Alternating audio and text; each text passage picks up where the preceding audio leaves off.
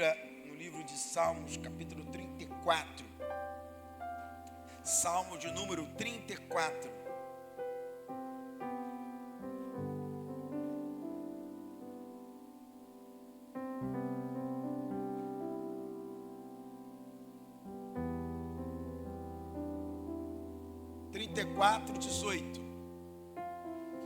Você que está com Bíblia, dá carona para quem está sem Bíblia aí.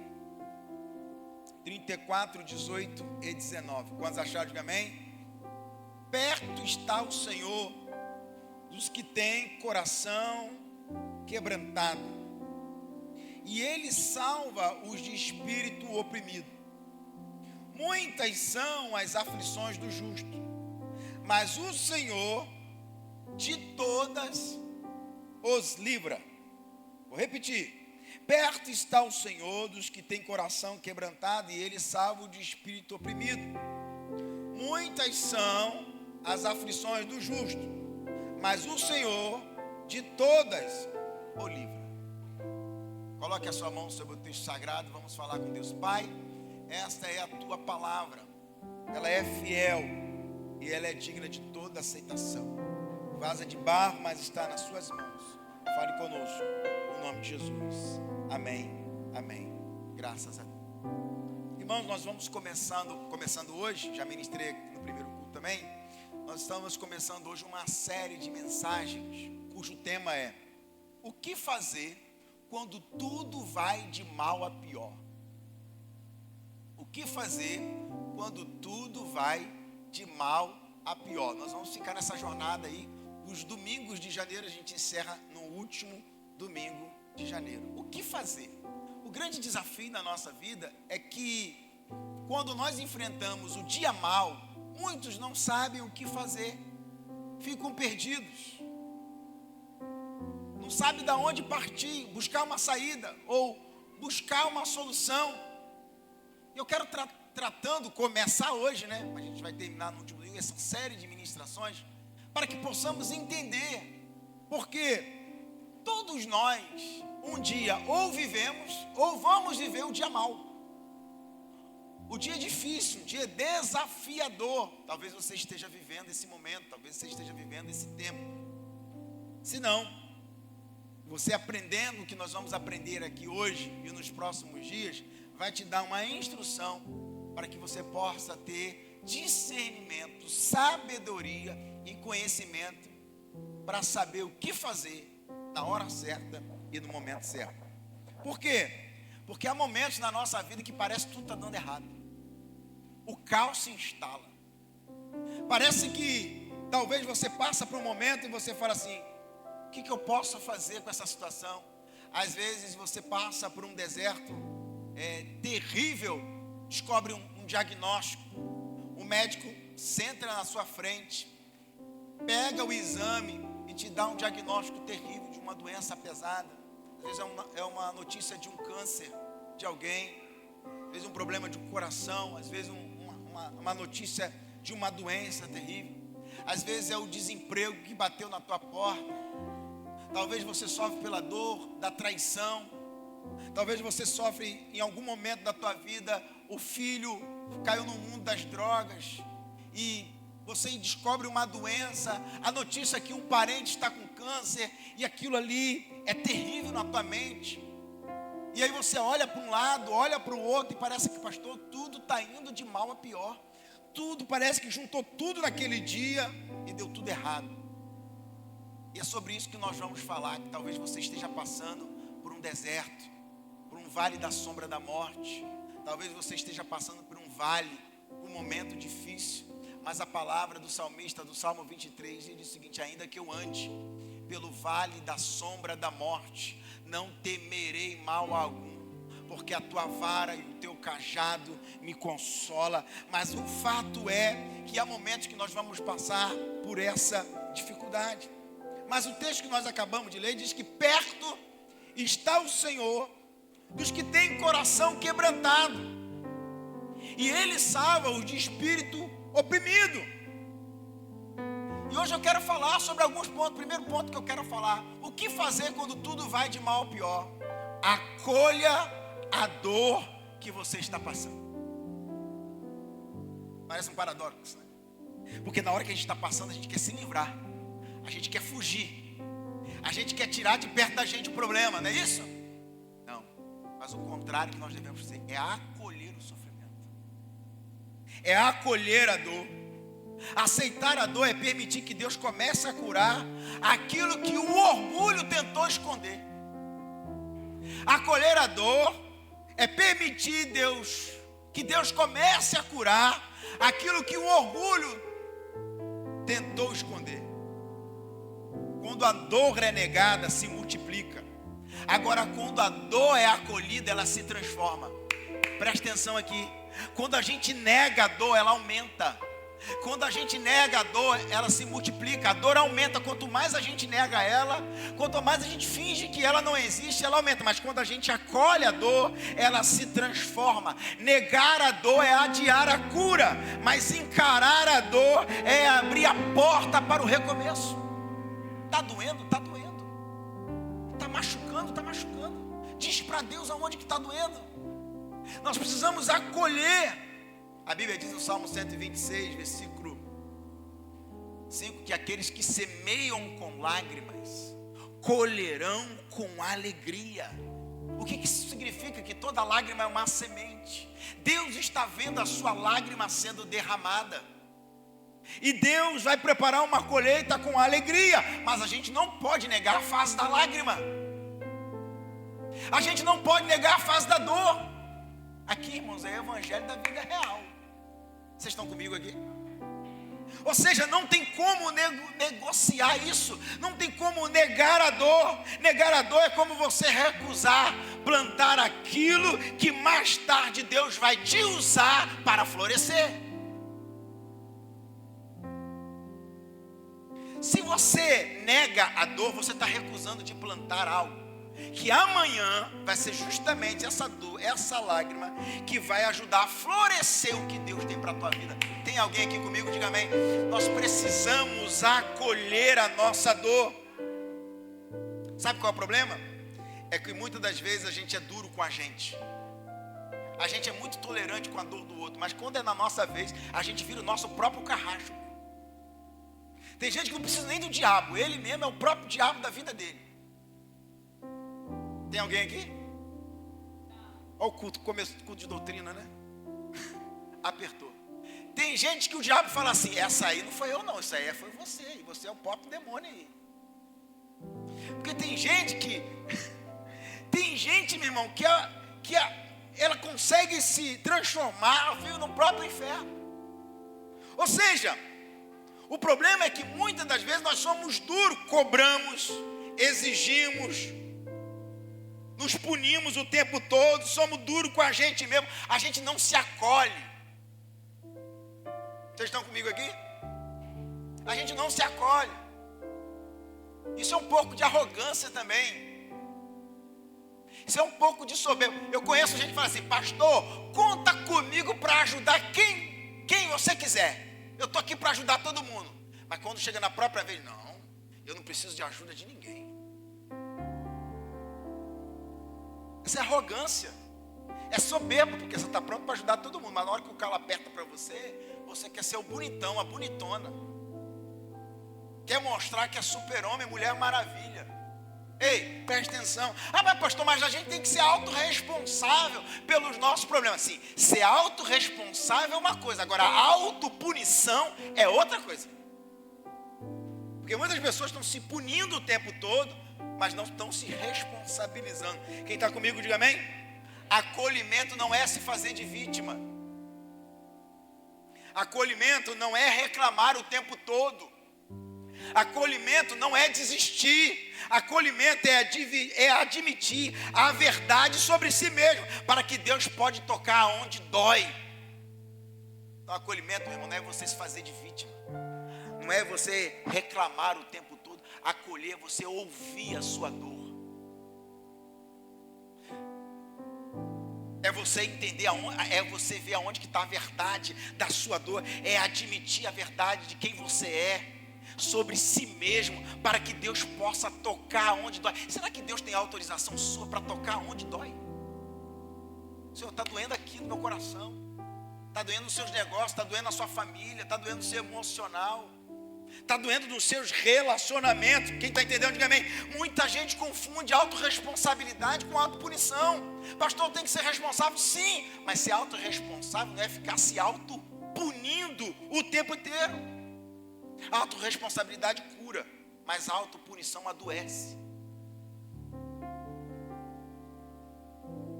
O salmista do Salmo 42:11, ele diz o seguinte: por que estás abatido a minha alma? Por que se perturba dentro de mim? Espera em Deus, pois ainda o louvarei. Isso me chama a uma prática de honestidade. Olha o que o salmista fala: por que estás abatido a minha alma? Ele está falando para ele mesmo. Por que se perturbas dentro de mim? Espera em Deus, pois ainda o louvarei. Mas veja a honestidade emocional do salmista. Ele reconhece que ele está abatido. Ele reconhece que está mal. Ele reconhece que algo está doendo dentro dele. Isso se chama honestidade emocional. Ele reconhece: por que estás abatido a minha alma? E ele conversa com ele mesmo. É o que nós chamamos de diálogo interno. Que conversa você está tendo com você mesmo internamente? É aquela vozinha que te joga para baixo: você não é ninguém, você é igual a tua mãe, você é igual ao teu pai, você é um zero à esquerda, você não vai dar em nada. É esse diálogo? Vai dar errado. Você vai começar e vai dar essa voz? Ou é o diálogo saudável? Ele diz assim: por que estás abatido a minha alma? Porque se perturba dentro de mim. É um diálogo. Você já conversou sozinho? Em algum momento? Cruz credo. Tá, repreende. Vocês falam sozinho por aí, gente? Mas a pergunta é: essa conversa que você tem com você mesmo, ela é uma conversa honesta, verdadeira, sincera? Às vezes a gente precisa pregar para a gente. Estão comigo? Às vezes a gente precisa pregar: por que estás abatido a minha alma? Porque se perturba dentro de mim. Aí ele chega à conclusão, ele mesmo lança esperança no coração dele. Ele diz assim: espera em Deus, pois eu ainda o louvarei. Ele não negou a dor, ele não negou o sofrimento, ele foi honesto emocionalmente, mas ele profetizou: espera em Deus, porque eu ainda vou louvar a Ele. Eu quero profetizar aqui nesta noite. Alguém recebe essa palavra aqui hoje? Você vai louvar a Ele no meio dessa dor, no meio desse vale. Há uma esperança dos céus sobre a nossa vida. Aleluia. Esse diálogo com as nossas emoções é como uma conversa com um amigo ferido. Você já reparou que você ajuda tanta gente, ouve tanta gente, mas não tem paciência para ouvir a tua dor?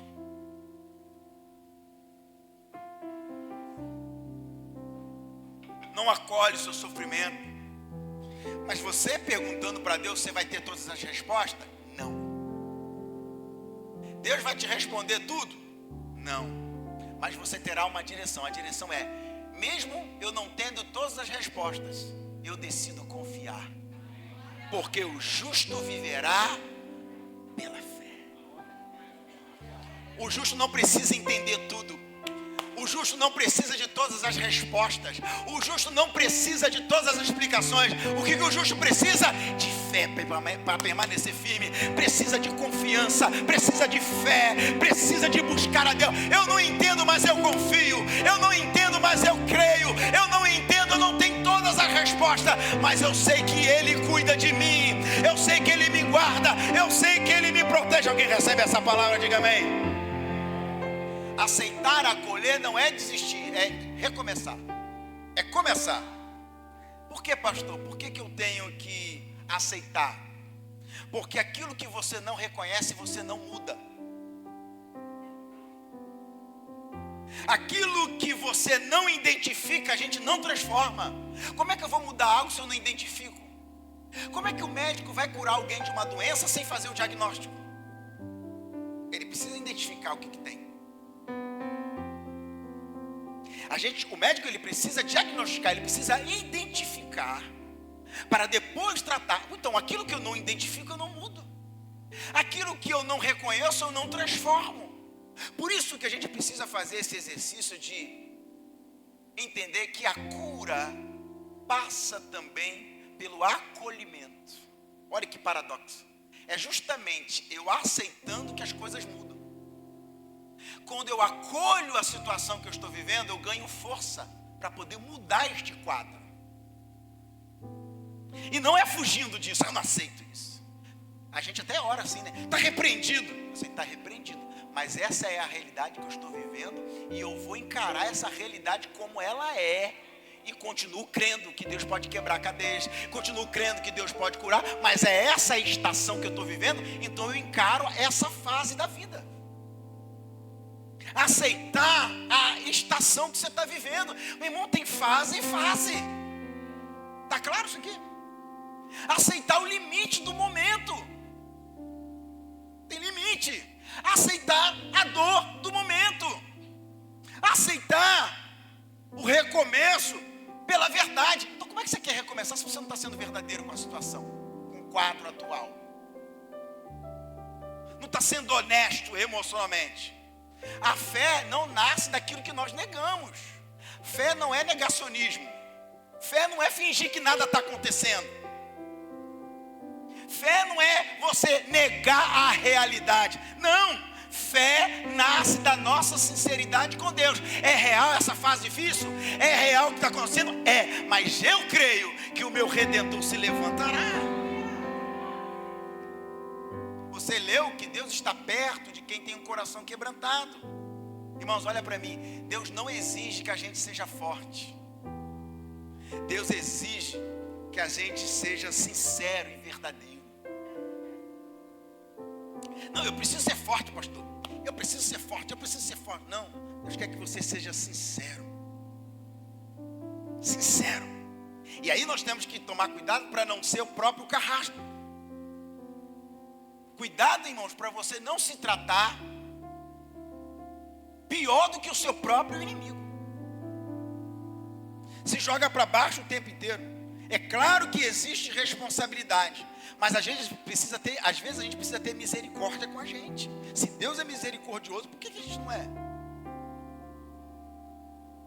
Nosso coração precisa aprender a respirar, a ter pausa, a ter acolhimento. Há tempo para todas as coisas. Eclesiastes capítulo 3. Há um tempo determinado para todas as coisas. Respeita a estação que você está vivendo. Acolha a sua humanidade. Nós precisamos acolher. Ah, pastor, mas dói. A dor é uma oportunidade para você ter um encontro com Deus. A dor é uma oportunidade. A dor também nos ensina. O sofrimento também nos ensina. No meio da dor, a gente se aproxima de nós mesmos e a gente se aproxima de Deus. O choro te aproxima de Deus. A fraqueza te sustenta. Porque a Bíblia diz que quando eu estou fraco, é aí que eu estou forte. No lamento, Deus responde. Quando você acolhe a sua dor, você cria um espaço para Deus agir. Presta atenção aqui. Quando eu acolho a minha dor, eu estou abrindo espaço para Deus agir. Tem gente que não gosta de sentir dor. Eu lembro quando era criança, jogava bola, não tinha nem mais dedo no pé. É o tampão. Jogava a bola, toda semana soltava o tampão no pé. Aí tinha um remédio chamado mertiolate. Sangue de Jesus tem poder. Quem é da época do mertiolate que ardia? Agora tá uma delícia, né? Nem arde mais. Rapaz, a gente sabia que ia arder, mas não tinha outro jeito. Mertiolate. Essa geração Nutella não sabe quem é isso não, né, gente? Rapaz, quando jogava o mertiolate no dedão, no tampão do dedão, a alma saía do corpo e voltava umas 3 vezes. Meu irmão, eu mordi o travesseiro. No outro dia estava eu lá jogando bola com o dedo pendurado. E a tal da bezetacil. Meu irmão, ali você vai para o céu, fica 3 dias lá. e ressuscita no quarto dia. Quem lembra disso aqui? O sangue de Jesus tem poder. Era dor. A dor faz parte da vida. Mas a dor nos ensina. A dor nos ensina a ser forte. A dor nos ensina a ser dependente de Deus. A dor nos ensina a confiar mais em Deus. A dor nos coloca mais na oração. A dor nos coloca mais na dependência do Senhor. A dor nos aproxima mais de Deus. A dor nos ativa a nossa fé. A dor ativa a nossa esperança. A gente fica mais forte que antes. Ou seja, meu irmão, aquilo que não te mata te deixa mais forte. Se a última luta que você passou, você não morreu, você está mais forte do que antes. Entenda o seguinte: Deus honra lágrimas sinceras. Deus honra dores que foram entregues a Ele. Deus honra coração que está quebrantado diante dEle. Entenda o seguinte: a lágrima que você entrega hoje, amanhã vai virar um testemunho para você contar. Eu acho que você não entendeu essa palavra aqui, eu quero profetizar. A lágrima que você está derramando hoje, amanhã vai ser um testemunho para você contar. Quem semeia com lágrima vai colher com alegria. E eu quero profetizar aqui hoje para quem está no vale da sombra da morte, que quem está sofrendo, você está semeando com lágrimas, mas você vai colher com alegria. Pastor, então o que eu faço? Acolhe a dor. Quando você nega uma dor, você aumenta ela. Pegou aí? Quando você nega uma dor, você aumenta ela. Agora, quando você acolhe, você encontrou o caminho da cura. Ela vira uma estrada. Sabe quando que as nossas emoções elas começam a ficar resolvidas? Quando a gente permite doer. Ah, não estou falando aqui do mertiolate? Está doendo. Eu sei, está doendo, mas vai curar. Não é assim que você ouvia? Mas mãe, está doendo, mas pai, está doendo. Sim, está doendo, mas vai passar. Está doendo, mas vai curar. Sabe por que está ardendo? Não é assim que a gente ouvia? Está ardendo porque está curando. Você ouvia isso aí? Por que arde tanto? Porque está curando. Você está entendendo aí? Por que está doendo tanto? Porque está machucando, porque você está crescendo. Porque você está amadurecendo. Está evoluindo. Aceitar a dor não é se entregar à dor. Aceitar a dor é se abrir para o milagre de Deus se manifestar. Fraqueza não te afasta de Deus. Pelo contrário, fraqueza nos atrai para a presença dEle. Você está comigo? Diga amém. Agora entenda. Acolha a sua dor. Outro ponto que eu quero falar com você. Quando tudo vai de mal a pior, o que eu devo fazer, pastor? Segura essa aqui, não se vingue. Não se defenda e viva o processo. Estão preparados para essa conversa aqui? Posso ir? Betânia não está aqui, ela falou no primeiro culto. Pode, pastor. Posso ir, gente? Ela falou, pode. Então aprenda o seguinte, não se vingue. Não se defenda. Viva essa fase. Viva esse processo. Quem vai se vingar por você é Deus. Quem vai justificar você é Deus. Então aguenta firme essa fase. Romanos 12:19 diz assim: a mim pertence a vingança, eu retribuirei, diz o Senhor. Ou seja, quem faz a justiça por nós é Deus. Então não revidar é uma fé em ação. Confiar que Deus vai fazer é entender que Ele vai fazer melhor do que se você tivesse feito. Agora, por que eu confio, pastor? Porque eu sei que Deus me defende melhor do que eu mesmo. Você já reparou que quanto mais você tenta mexer para se defender, piora? Posso ir? Você já reparou que quanto mais você se mexe, piora? Pastor, fui ajudar e acabei atrapalhando. Deixa Deus ser Deus. Então não se defenda. Porque quem te ama não precisa da sua defesa. E quem te odeia não está nem aí para a sua defesa. Então entenda que eu sei, gente, quando o coração está ferido, ele quer revidar. Mas o Espírito Santo nos chama para confiar. É da nossa natureza. Por quê? As feridas despertam em nós uma vontade imediata de defender. Quem está ferido, fere.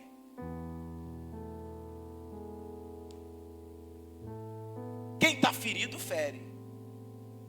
Quem foi machucado, quer machucar. Não vai ficar assim, não. Você conhece alguém assim? Aqui não tem ninguém assim. Eu sei disso. Mas você vai levar essa mensagem para alguém. A gente quando é ferido, a gente quer expor a pessoa. A gente quer provar que a pessoa fez. A gente quer revidar. Eu vou torcer o pescoço. Eu vou rodar a baiana. Se pisar no meu calo, isso é humano? É, mas não é saudável. Estão comigo?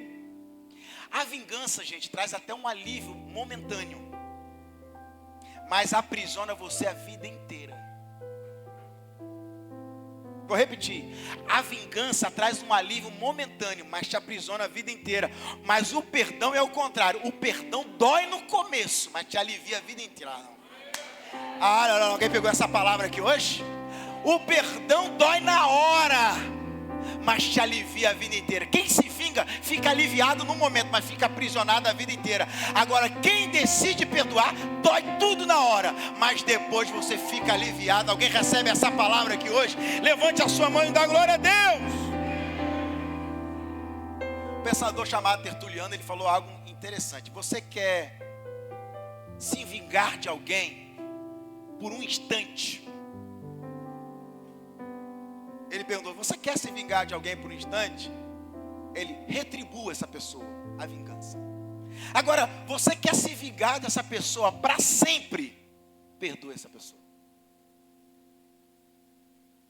Vocês estão preparados para essa conversa aqui hoje? Aguenta aí, aperta o cinto aí. Sabe por quê? A maturidade emocional faz a gente confiar na justiça de Deus. Êxodo 14. O Senhor lutará por vocês e vocês fiquem tranquilos. Em outras traduções é o seguinte: o Senhor pelejará por vós e vós calareis. Revidar não é fraqueza, é maturidade. Ah, pastor, mas quem cala consente, nem sempre. Às vezes quem cala tem mais maturidade na história. Às vezes quem cala não consente. Às vezes quem cala está com preguiça mesmo. Confusão, gente. Porque é tanta guerra que tem hora que a gente tem que escolher a guerra que a gente vai entrar. E às vezes você ficar se defendendo, se justificando de tudo quanto é guerra, você não vai ter vida. Então nem sempre quem cala consente. Não, às vezes quem cala não está afim. Às vezes quem cala não consente. Às vezes quem cala é porque decidiu confiar na mão poderosa de Deus. Por quê? Porque quando a gente tem maturidade, a gente sabe que a raiva deixa a gente cego. A dor que a gente sente quando a gente não tem maturidade, ela distorce a realidade. Vocês estão comigo? A mágoa deixa o nosso coração intoxicado. A mágoa é como lixo. A mágoa é como se fosse um lixo emocional. Por isso que a gente tem que fazer uma faxina do nosso coração. E o perdão é a faxina da alma. Então, de vez em quando, irmão, a gente tem que dar uma geral. De vez em quando é dia de faxina em casa. Qual é o dia da faxina? É sábado? Sábado. Eu não sei qual é o dia da sua faxina, mas meu irmão, tem hora que a gente tem que dar uma faxina na nossa alma. Tem hora que a gente tem que dar uma faxina no nosso coração. Quando a gente se vinga, a gente atrasa o processo de Deus na nossa vida.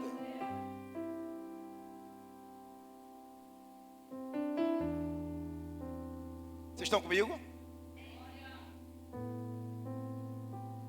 Então não se defenda, não se vingue, viva o processo.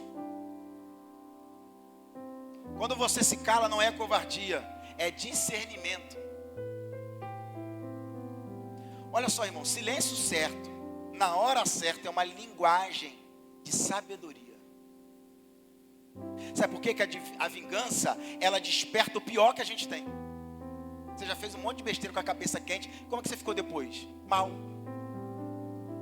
Sim ou não? Mas o silêncio em Deus desperta o melhor em Deus. Você não nasceu para se nivelar por baixo. Irmãos, eu lembro de duas vizinhas que estavam brigando. Uma falava mal da outra. Você já teve uma vizinha fofoqueira? Claro que não, né, pastor? Ninguém tem essas coisas. Acho que as duas brigavam sem parar. Brigavam. Aí uma teve sabedoria e falou assim: minha amiga, vamos fazer o seguinte. Vamos fazer as pazes. Vamos resolver esse problema. Vamos botar uma pedra nisso. Vamos esquecer isso. Aí a amiga falou assim: vou pensar sobre esse caso. Vou pensar sobre isso. Foi embora. Mas ela estava indo embora e falou assim: ela está pensando que ela me engana. Ela está com essa conversa fiada. Ela não quer perdoar nada. Ela não quer botar uma pedra em nada. Isso aí é mentirosa. Foi embora. Essa amiga que não quis fazer as pazes, quis surpreender essa mulher. Ela pegou um cesto, botou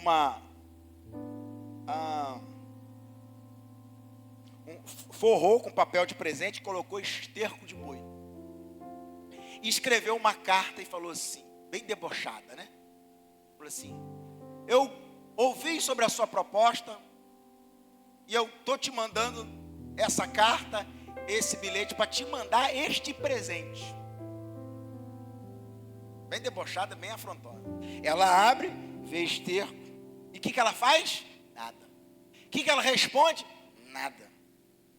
2 meses, 3 meses depois, ela prepara um cesto e bota flores nesse cesto. E mandou entregar 2, 3 meses depois, na casa dessa vizinha que não queria fazer as pazes com ela, que entregou o esterco, que debochou dela mais ainda. E mandou para ela. E disse assim: minha amiga, eu entendo que você fez aquilo ali, mas eu ratifico o que eu te falei.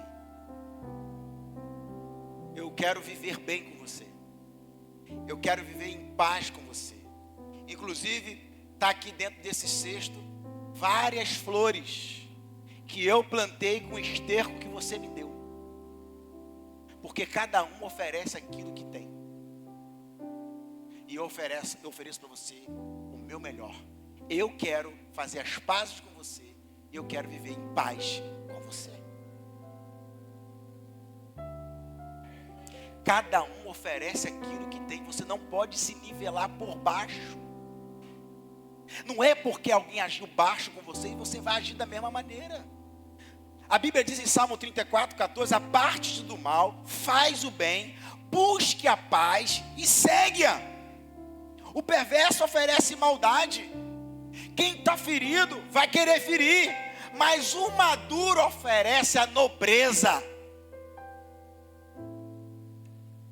Irmãos, escuta isso aqui. Há lutas que, se você se defender, só piora.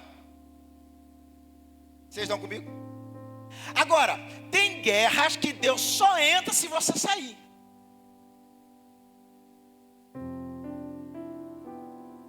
Tem guerras que Deus só vai entrar se você sair dessas guerras. Então, se você tentar se defender, pode até piorar. Agora, cuidado, porque tem gente que passa por uma dor, aí sai para onde vai desabafar? Na internet.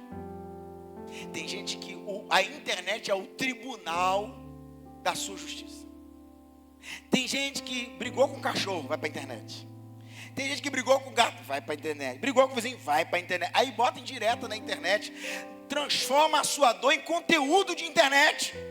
Uma geração inteira adoece se defendendo publicamente na internet e deveria se curar no secreto.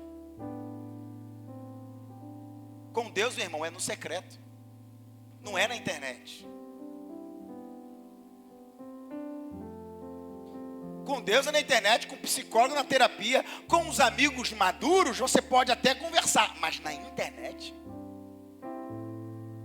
maturidade. Vocês estão comigo aqui, gente? Posso seguir? No público, na internet, não é um ambiente de cura, meu irmão.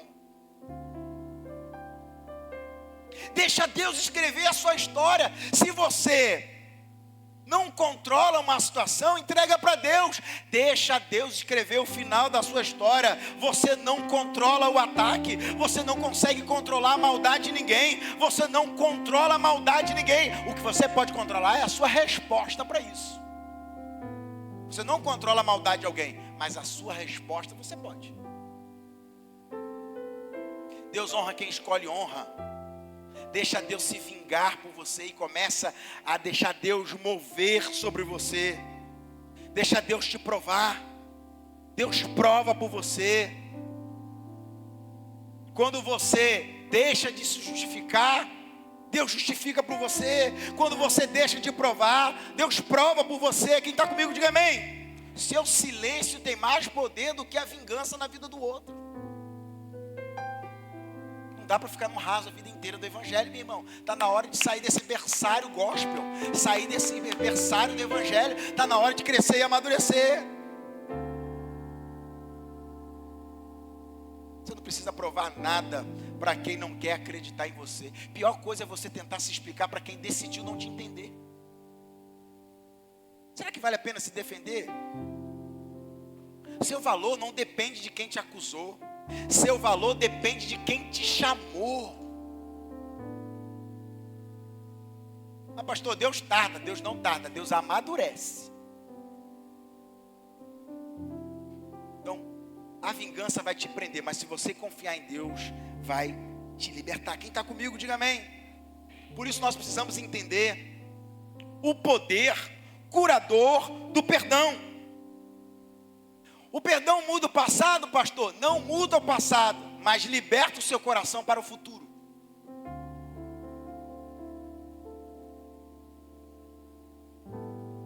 Entenda que a mágoa, ela não é uma lembrança. A mágoa é uma algema. Quantas pessoas que eu já atendi no consultório, no gabinete, aí me conta uma mágoa. Aí, meu pai fez isso comigo, minha mãe fez isso comigo, meu tio fez isso comigo, sofreu conta. Eu falei assim, e como é que você faz para conversar com essa pessoa? Não, essa pessoa já morreu, tem 10 anos. Pô, então essa pessoa está sem dormir até hoje por causa disso. Às vezes o problema já passou anos. Mas a dor, de repente aconteceu 10, 20 anos atrás, mas aí quando você conta, parece que aconteceu ontem. De tanto que não houve a libertação. Já passou, já acabou. E quem te fez mal, às vezes nem se lembra e talvez até morreu. Às vezes a pessoa que te feriu nem está viva, mas o que está vivo em você é essa ferida, essa mágoa. Eu lembro de José do Egito, que os irmãos venderam ele. Jogaram ele num poço. Ele foi vendido como escravo. Tentaram matar. Quem tentou fazer isso foi os próprios irmãos. Como eu falo aqui na igreja, foram os próprios irmãos. Terrível. Mas o que aconteceu com José?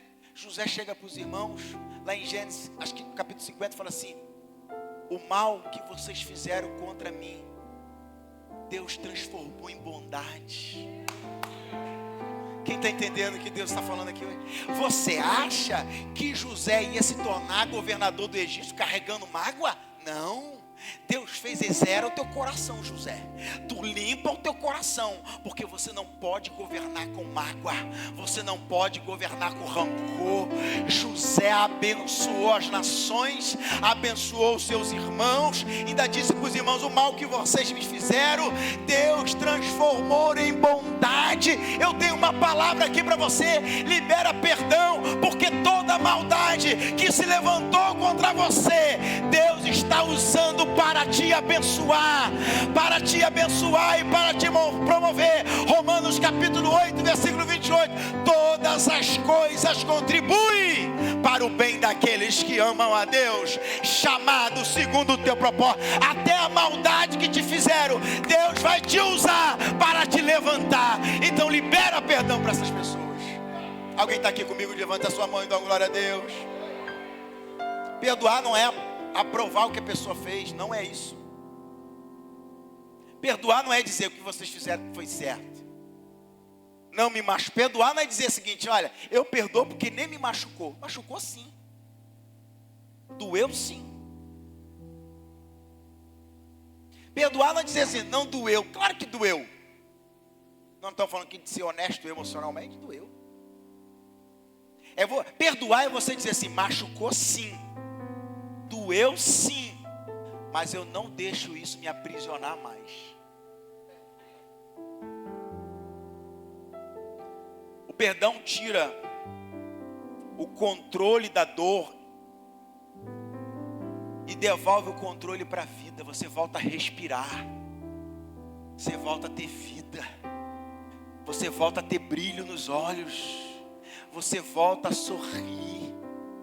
Porque você não precisa se vingar. Quem te fez mal vai dar conta de alguma forma, mas você não merece ficar carregando esse peso. Perdoar é soltar esse peso. Perdoar é soltar essa carga. Perdoar é arrancar essa corda que te puxa para trás o tempo todo. Tem alguém aqui comigo? Diga amém. Seu coração só cura o que você deixa sair da tua vida, quando você arranca esse peso. Por isso que a Bíblia diz lá em Lucas 6,37: perdoai e sereis perdoados. O que diz na oração do Pai Nosso? Perdoa as nossas ofensas, assim como nós perdoamos os nossos devedores. Você quer ser perdoado por Deus? Deus pode usar o mesmo padrão com você que você usa para perdoar as outras pessoas. Perdão é a porta para a paz, para o descanso, para a leveza. Perdão é a porta para a saúde emocional, para a saúde. Perdoar é uma questão de inteligência, gente. O coração, a alma só cicatriza aquilo que você insiste de carregar. Ou seja, o seu coração só vai cicatrizar a hora que você soltar esse peso. Então, só vai cicatrizar quando você soltar esse peso. Agora, por que não cicatriza? Porque você insiste em carregar um peso que não deveria ter carregado. Então, como que você vai cicatrizar se você insiste em carregar um peso que não deveria? A alma, o coração não cicatriza aquilo que você insiste em carregar. Não. É difícil, pastor? É. Mas é necessário. Perdoar não é um sentimento, perdão é uma decisão. Quando eu me sentir melhor, eu perdoo. Não, é decidido mesmo. Primeiro eu decido, depois eu sinto. Tem gente que fala assim: primeiro eu sinto, depois não, primeiro eu decido. Você não merece viver nesse inferno. É um processo, claro, não é um clique. Perdoar não é apertar um botão, é um processo. Perdoar hoje, você perdoa hoje e sofre amanhã. Você sabia disso? Perdoar sofre. Perdoar é um processo tão interessante que quando você perdoa hoje, amanhã você não está 100% aliviado. Está doendo amanhã. Mas você decidiu perdoar. Perdoar é você chorar hoje e liberar amanhã. Perdoar é sentir raiva hoje. Perdoa hoje sentindo raiva e amanhã você está sentindo raiva de novo e perdoa de novo. Porque é um processo. É diário.